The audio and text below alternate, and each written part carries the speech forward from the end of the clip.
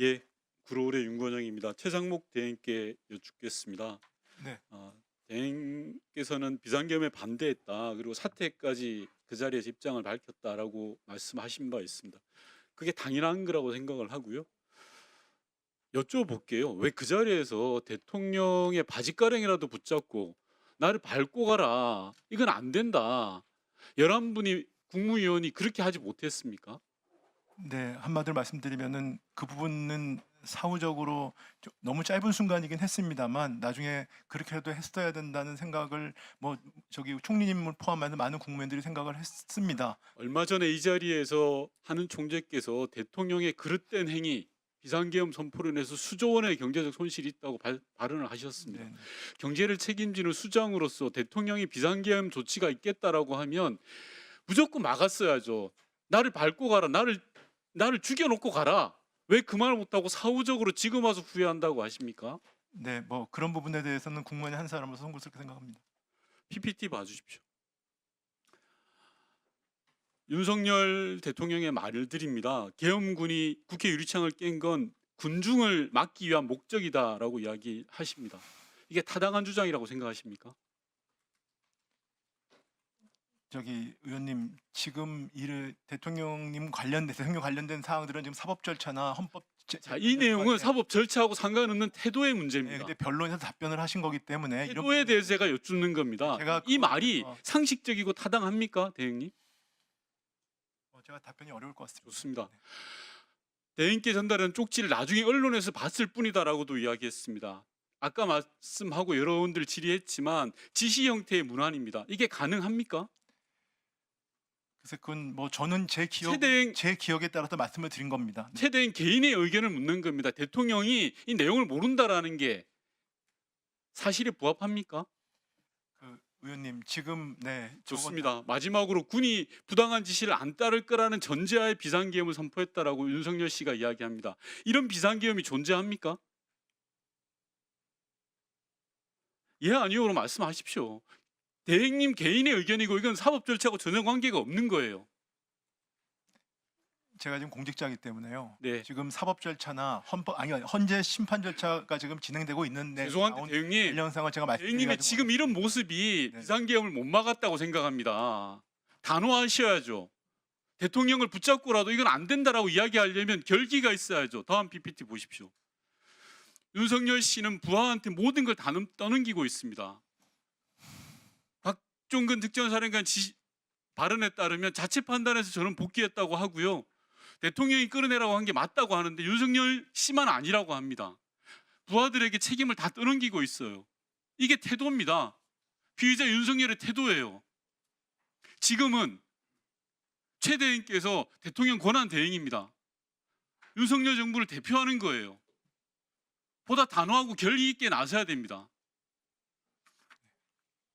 치안 정감 인사 관련해서 여쭙겠습니다.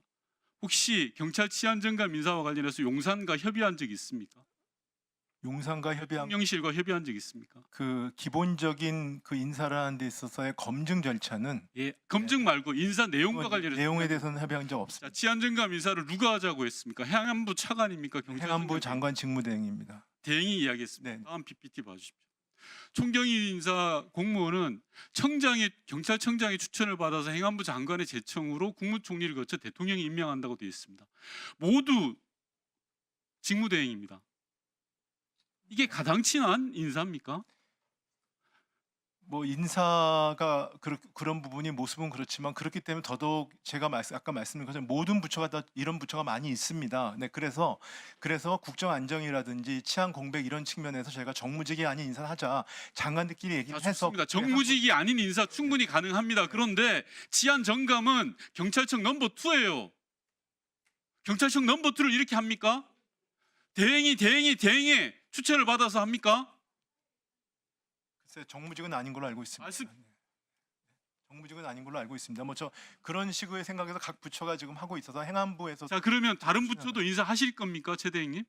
다른 부처도 지금 1급 인사하고 있습니다. 예, 네. 1급 인사 말고요. 다른 차관급 인사 아니, 사실상 저는 정무직 인사는 말씀을 드리지 좋습니다. 않았습니까? 네. 그러면 제가 왜 문제를 삼냐면 치안정감 이번에 승진한 사람을 서울청장으로 오늘 오후에 발표한다, 임명하겠다, 경찰위원회를 개최해서 라는 이야기가 들립니다. 서울청장은 단순한 일반직이 아닙니다. 잘 아시잖아요. 사실상 정무직입니다. 경찰이 수장이에요. 경찰청장이 없는데 이런 인사가 가능합니까? 그리고 앞서 말씀드린 것처럼 행안부 장관과 경찰청장 비상계엄 당일날 연락을 많이 했던 사람이에요. 그리고 비상계엄의 동조자로 의심을 받고 있고 수사 대상이에요. 그런 사람한테 승진을 시켜서 서울청장을 맡긴다? 현실이 맞습니까? 제가 뭐 구체적인 인사 내용에 대해서는 제가 정확히 말씀드릴 수는 없는 것 같고요. 아까 말씀드린 것처럼 뭐 의원님께 지적하실 수 있을 것 같긴 한데 제가 드리는 말씀은 지금 서울청장이 공석이라는 것 자체의 문제의식은 없으십니까? 그러니까 저희는 그 부분에 대해서 서울청장이 만약에 문제가 있으면요, 치안정감을 보직을 이동을 하면 되죠. 대한민국의 치안정감이 한 명 바뀝니까? 부산청장도 있고 많습니다. 왜 그 생각 안 합니까? 그러니까 그건 행안부 장관 직무대행하고 경찰 자, 다시요. 다음 PPT 봐주세요. 네, 제가 이번에 인사를 3명, 치안감 인사를 3사람 했습니다. 보통 경무관에서 치안감 승진하는데 3년 이상 걸려요. 그 내용 알고 계세요? 대행님? 제가 정확히 모릅니다. 모르면서 그럼 1인 인사를 하십니까? 이 사람들 다 1년 만에 다 됐습니다. 그런데 이 3사람 중에 2사람이 용산 출신이에요.